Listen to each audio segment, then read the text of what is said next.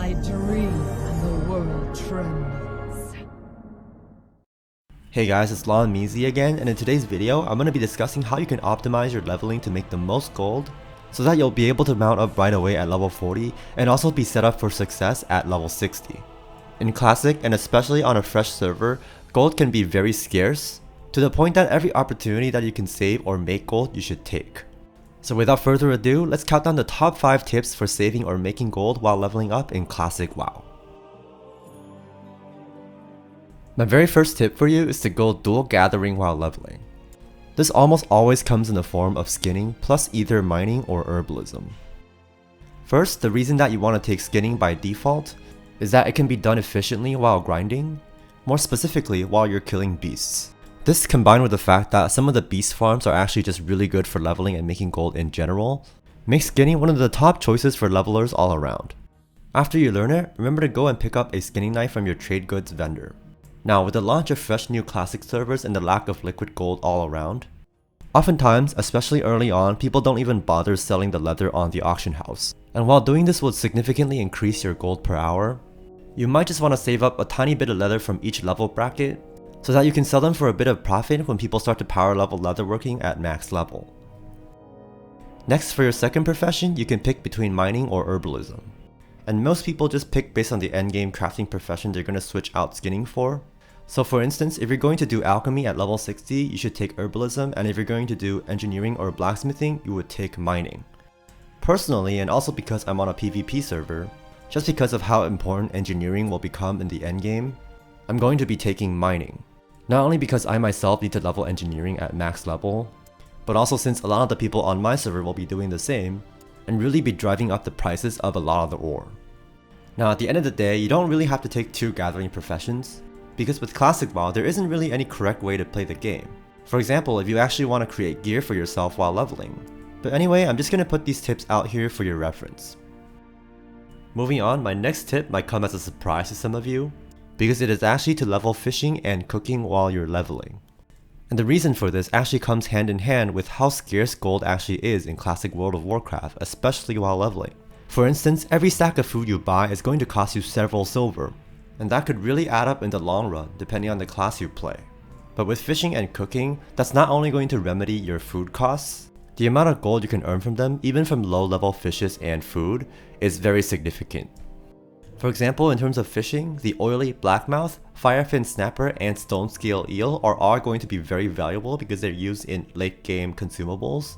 So then serious alchemists are always going to be looking for these mats. Then on the cooking side, we have food that is very useful for leveling, and also food that is great for late game, meaning the ones that provide the well-fed buff or the mana per 5 buff.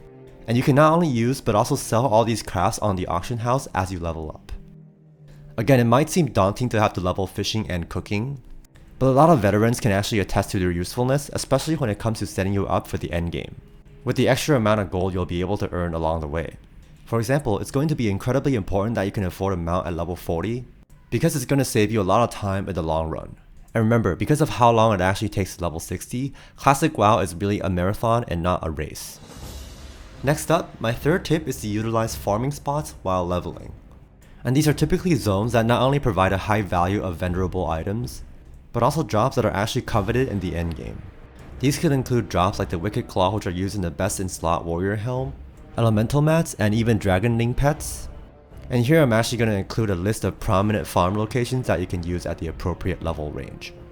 Now I have to give credit to Solheim on YouTube for creating this list, and I'll actually place a link to his original video in the description box below if you want to check it out. And besides this, there are a couple of other farm spots that are also really good by the YouTuber called Frostadamus, so I'm also going to include some links to his videos in the description box below. Now since your overall goal is still to level as fast as possible, I would only do the farms that actually still give you EXP. And also, if you're on a higher pop server, another thing to consider is competition. If too many people are farming in the best farming spot, then it's likely not going to be the best farming spot.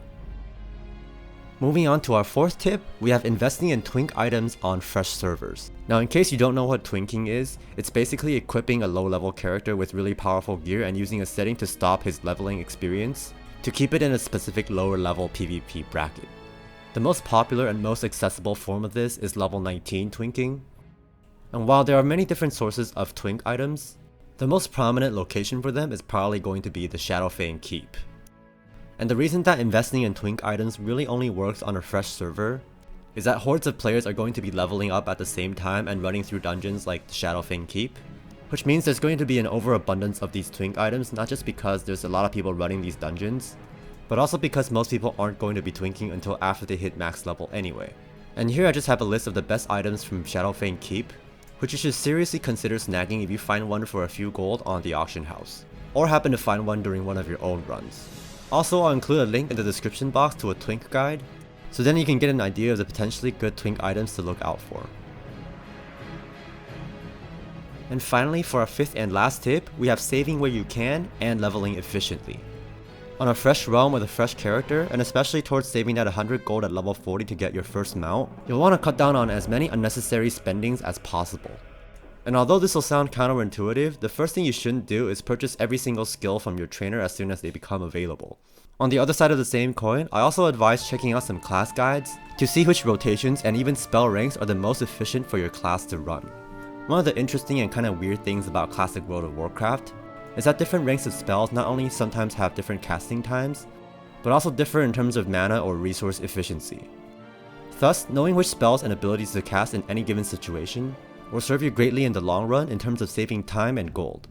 And depending on your class, you can also utilize mechanics like pet tanking and kiting to minimize the amount of damage you take, and there are even other deeper mechanics such as rage and energy pooling that'll give you an extra edge as well. Anyway, since the gameplay of Vanilla and Classic is more challenging and less faithful in general compared to Retail, at least in terms of leveling, it really helps to learn the strengths and limitations of your class to make the most out of it. You'll waste and spend less gold on resources like food and ammo, and also be able to farm and get to max level a lot quicker. Now lastly, since we're on the topic of classes, as a bonus tip, if you're not one yourself, try your best to befriend a mage, because the conjured food and water they can give you can potentially save you a lot of gold. On the other hand, if you do play a mage, selling conjured food, water, and portals can be a great way to earn some spare gold if you happen to be in a city area or are just waiting for a party to form. And that'll be it for today's video. If you found it helpful or learned something, consider subscribing to my YouTube channel and ringing that notification bell for more cutting edge videos on making gold in World of Warcraft like this one. And with that, thank you so much for watching, enjoy Classic WoW, and I will see you in the next one. Peace.